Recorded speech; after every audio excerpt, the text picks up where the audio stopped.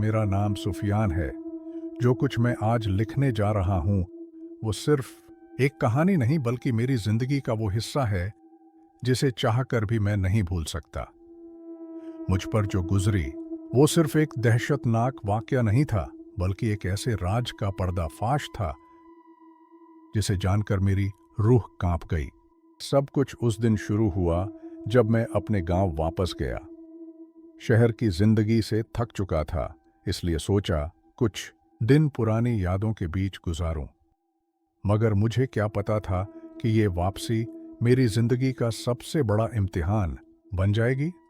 जब मैं घर पहुंचा, सब कुछ वैसा ही था जैसे छोड़कर गया था, मगर एक अजीब सी हवा थी जो घर के अंदर गूंज रही थी।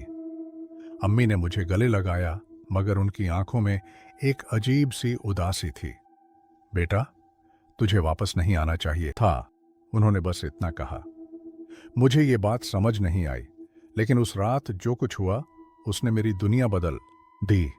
उस रात मुझे एक अजीब सा सपना आया। एक काली छाया मेरे सिरहाने खड़ी थी।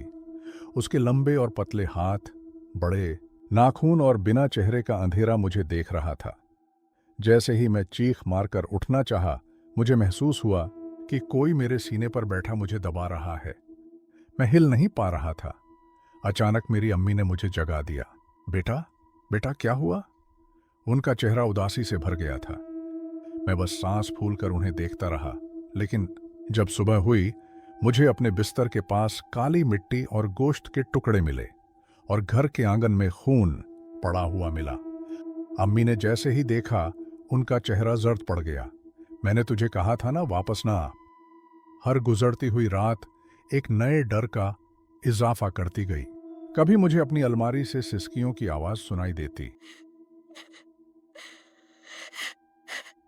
कभी महसूस होता कि कोई मुझे देख रहा है। हर रात एक अजीब सी एनर्जी महसूस होती थी जो मेरी रूह को जख्मी कर रही थी। फिर एक रात जब सब सो चुके थे, मुझे बरामदे से हल्की हल्की किसी के कुछ पढ़ने की आवाज सुनाई दी। जब मैंने झांक कर देखा, मेरी अम्मी एक सफेद चौक से फर्श पर अजीब और गरीब निशान बना रही थीं। उनके सामने एक लाल कपड़े में लिपटा हुआ कुछ रखा था। मेरे पैरों के नीचे से जमीन निकल गई। क्या मेरी अम्मी ये सब कर रही थीं? मैं धीरे से उनके करीब गया। जैसे ही उनकी नजर मुझ पर पड़ी, उनके चेहरे का रंग उड़ गया। सुफियान, तुम यहाँ क्या कर रहे हो?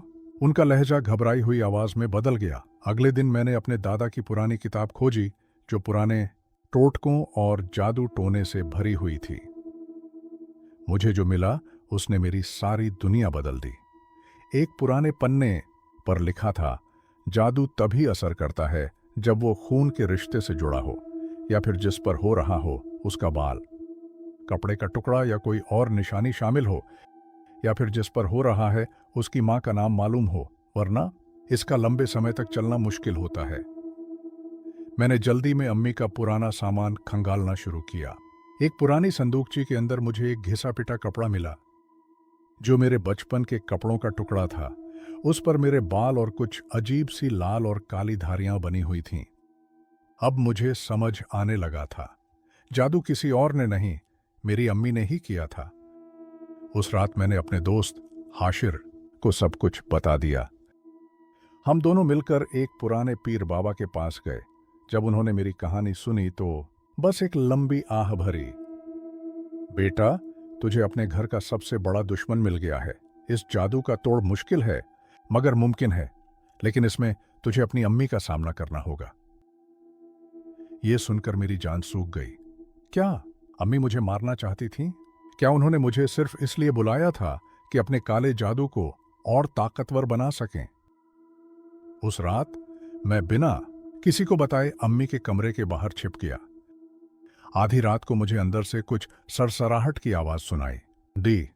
मैं धीरे से झांक कर देखा। मेरी अम्मी एक पुराने आईने के सामने बैठी हुई थीं।